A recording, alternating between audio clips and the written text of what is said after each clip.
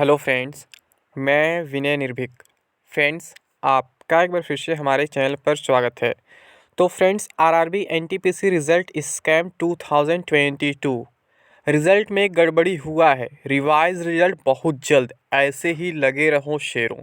जी हाँ फ्रेंड्स, अब ये बात रेलवे ने भी मान लिया है कि रिज़ल्ट में गड़बड़ी हुआ है, लेकिन अभी कोई ऐसा सिग्नल नहीं दिया है कि वो रिवाइज रिज़ल्ट बिना कुछ प्रयास किए दे देंगे।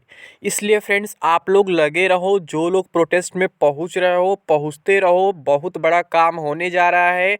आपको रिवाइज रिज़ल्ट आपके प्रयासों की वजह से ज़रूर मिल जाएगा और बहुत जल्द मिल जाएगा।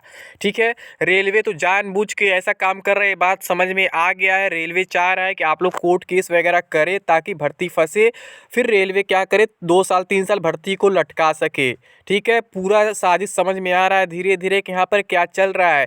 रेलवे खुद इस बात को एक्सेप्ट कर रहा है कि हम एक ही रोल नंबर को कई बार रिपीट किए हैं और एक कैंडिडेट को एक बार नहीं रखे हैं, यानी कि रेलवे को अपनी गलती का एहसास है। लेकिन रेलवे अपनी गलती को सुधारने के लिए कुछ कर नहीं रहा है, ना ही कुछ कह रहा है कि हम सुधार करेंगे। यानी कि इसका मतलब ये है कि रेलवे खुद चाहता है कि बच्चे कोर्ट जाएं, इस पे स्टे वगैरह ले, एग्ज़ाम पर रोक लगे। तो मतलब तमाम तरीके के रेलवे प्रयास कर रहा है।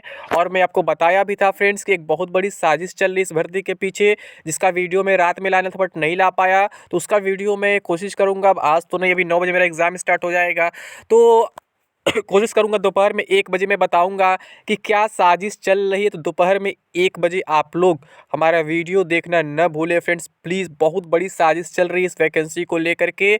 ठीक है, ये महज यूपी इलेक्शन की वजह से अभी ओपनली दिखाया नहीं जा रहा है। यूपी इलेक्शन के बाद बहुत बड़ा आपके साथ आपको झटका लगने वाला है। ये बात आप दिमाग में रख लीजिएगा, बहुत बड़ा झटका लगने वाला है। और यही कारण इस भर्ती को और लटकाया जा रहा है, और कोई बात नहीं है। ठीक है, ये लोग नए एम्प्लॉइज़ को रिक्रूट करना नहीं चाहते हैं, इसकी ये भी सच्चाई है एक। मैं आपको दिखाऊंगा प्रूफ, जब दोपहर में 1 बजे वीडियो लाऊंगा तो आप लोग देख लेना वहाँ पर कि क्या चल रहा है, कैसे चल रहा है। अभी की हम बात कर लेते हैं रेलवे ने क्या क्या कहा है। ठीक है, गड़बड़ी माना है तो कैसे माना है, और रिवाइज रिजल्ट पर रेलवे का क्या बयान है, रेलवे क्या कहता है कि हम रिवाइज रिजल्ट देंगे कि नहीं देंगे। ठीक है, ये जानना बहुत ज़रूरी है। आपको एक एक पॉइंट को समझना होगा फ्रेंड्स। जो जो बोलूँगा आप लोग ध्यान से सुनिएगा। ठीक है, कल बहुत से नोटिस वायरल हुए हैं, मालूम है, क्लेरिफिकेशन नोटिस वगैरह जो भी नोटिस है, ठीक है, वायरल हुए हैं। लेकिन वहाँ पे बहुत से लोग बहुत कुछ पढ़ के उल्टा सीधा सुना रहे हैं आपको, लेकिन आपको सच्चाई समझना जरूरी है कि उस क्लेरिफिकेशन नोटिस में भी क्या लिखा हुआ है और क्या नहीं लिखा हुआ है, इसका मतलब क्या है क्या नहीं है। ठीक है, इसके अंदर की बात को समझना बहुत ज़रूरी है। तो देख लेते हैं क्या है फ्रेंड्स। ये देखिए फ्रेंड्स, ये है जहाँ पे दिखाया गया कितने कैंडिडेट्स क्वालिफाइड किए गए हैं। ठीक है, ये देखिए, as per para 13.2 of CEN centralized employment notification 01/2019 shortlisting of candidates has been done separately for each level based on options exercised and their educational qualifications। तो कह रहा है कि ये नोटिफिकेशन का पैरा नंबर 13.2 दिखा रहे हैं, जिसके अकॉर्डिंग कह रहे हैं कि सभी कैंडिडेट्स को शॉर्ट लिस्ट किया गया है लेवल वाइज। ठीक है, और उनके एजुकेशनल क्वालिफिकेशन के बेस पर। Therefore for second stage CBT of each level candidates have been called 20 times the community wise vacancies notified against each RRB।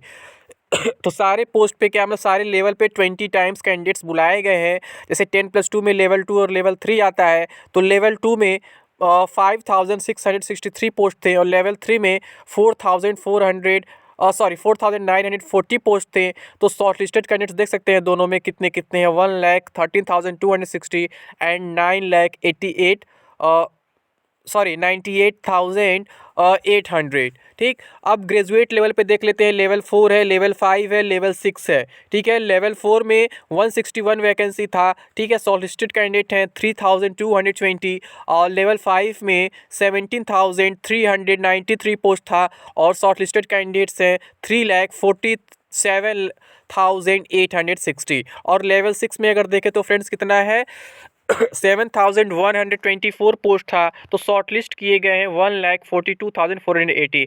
यानी टोटल पोस्ट की बात की जा रही है तो 35,281 और टोटल शॉर्ट लिस्टेड कैंडिडेट्स की बात की जा रही है 7,05,620। यहाँ पे स्टार लगा हुआ, स्टार का मतलब ये है फ्रेंड्स, जो लास्ट कट ऑफ के कैंडिडेट्स थोड़ा सा होते हैं, जो एक्स्ट्रा हो जाते हैं काउंटिंग में, उनको भी रख लिया जाता है। ये हर एक वैकेंसी में होता है, यहाँ पे कुछ एक्स्ट्रा नहीं है। ठीक है, लिखा भी है यहाँ पे, in case multiple candidates have obtain same marks at the cut off have all have have been called, यानी कह रहा है कि जो मल्टीपल कैंडिडेट्स मिल जाते हैं कट ऑफ वाले नंबर पे, ठीक है, तो उन सभी को क्वालिफाई कर देता है, क्योंकि वहाँ पे कोई रूल नहीं लगाया जाता है कि इसका डेट ऑफ बर्थ अधिक कम है तो उसको बाहर के अंदर कर, ऐसा कुछ नहीं होता, वो सब फाइनल सिलेक्शन में होता है, ठीक है। यानी कि यहाँ पे तो ये रूल फॉलो किया गया प्री वाला, लेकिन ये जो लेवल वाइज कट ऑफ दिया गया है ये रेलवे मनमानी कर रहा है फ्रेंड्स, ठीक है। कहीं भी प्रीलिम्स में प्रेफरेंस वगैरह नहीं चेक होता है, प्रेफरेंस हमेशा फाइनल सिलेक्शन के लिए ही लिया जाता है, ठीक है। प्रेफरेंस लास्ट में चेक होता है कि आप किस पोस्ट पे जॉब करना चाहते हैं, आप किस पोस्ट के लिए एलिजिबल हैं, आपका क्वालिफिकेशन किस पोस्ट के लिए है, ये सब चेक किया जाता है लास्ट में डीवी के टाइम, अभी नहीं चेक होता है फ्रेंड्स, ठीक है। ये बिल्कुल गलत है और रेलवे जानबूझ के ऐसा कर रहा है ताकि कैंडिडेट्स इसके खिलाफ कोर्ट जाए, लेकिन आपको कोर्ट नहीं जाना है। मैं बार बार कह रहा हूँ, आप लोग आज प्रोटेस्ट कर रहे हो, आप लोग आज पटना प्रोटेस्ट कर रहे हो, जयपुर में कर रहे हो, इलाहाबाद में कर रहे हो, कई जगह प्रोटेस्ट कर रहे हो, तो ये प्रोटेस्ट करो फ्रेंड्स, इसका फ़ायदा मिलेगा। अगर आप लोग कोर्ट जाओगे इसके खिलाफ तो वैकेंसी लंबी खिंच जाएगी, फिर जो भाई जो यहाँ क्वालिफाइड कर लिए हैं उनके लिए भी नुकसान होगा और वैकेंसी लटक जाएगी। तो हम कहते हैं यही चीज़ है कि अपने फ़ायदे के लिए दूसरे का नुकसान नहीं करना चाहिए कभी भी, ठीक है, इससे आपका फ़ायदा कभी नहीं हो पाएगा। आगे देखिए क्या लिखा है, based on merit obtain in second stage CBT, candidates will be shortlisted for third stage exam in which 8 times of the vacancy will be called, barring few categories where third stage is not applicable।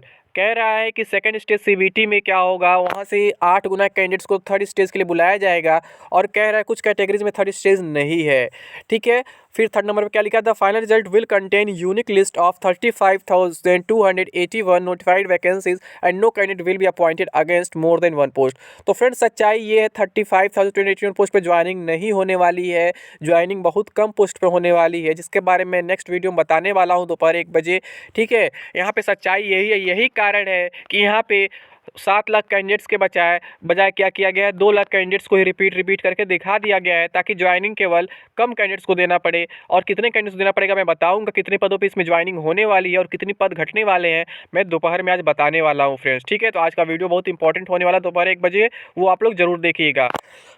आगे क्या लिखा हुआ है, candidates who has been shortlisted for high level post can not be debarred for appearing in second stage CBT of lower level post. कह रहा है वो candidate जो शॉर्टलिस्ट किए गए हाई लेवल पोस्ट के लिए, उन्हें डिबार नहीं किया जा सकता अपीयर होने से लो लेवल के पोस्ट के लिए, ठीक है, सेकंड स्टेज CBT में। यहाँ पे साफ साफ इशारा किया जा रहा है कि हम ना तुमको इधर का छोड़ेंगे ना तुमको उधर का छोड़ेंगे, ठीक है, और एक ही को घुमा फिरा के 4-5 जगह दिखा देंगे, बाकी तुम वैसे ही परेशान हो जाओगे। बस यही चल रहा है फ्रेंड्स, रेलवे जानबूझ करके आपको परेशान कर रहा है।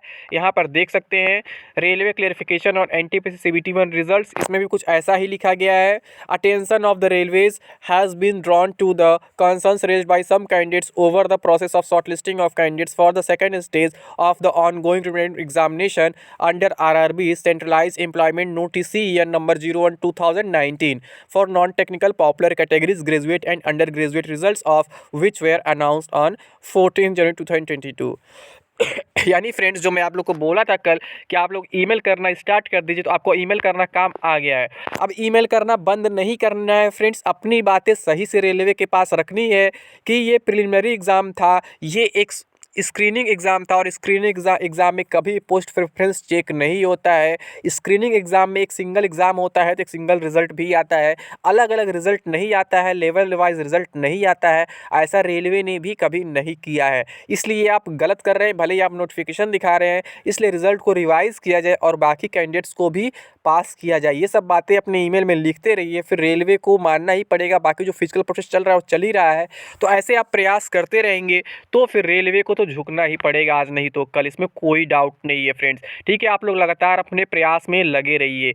आगे क्या लिखा है, in this connection it is reiterated that the procedure for shortlisting of candidates for the second stage computer based CBT had already been given elaborately under para 13 of the original notification, that is CN 01/2019 published on 28 February 2019।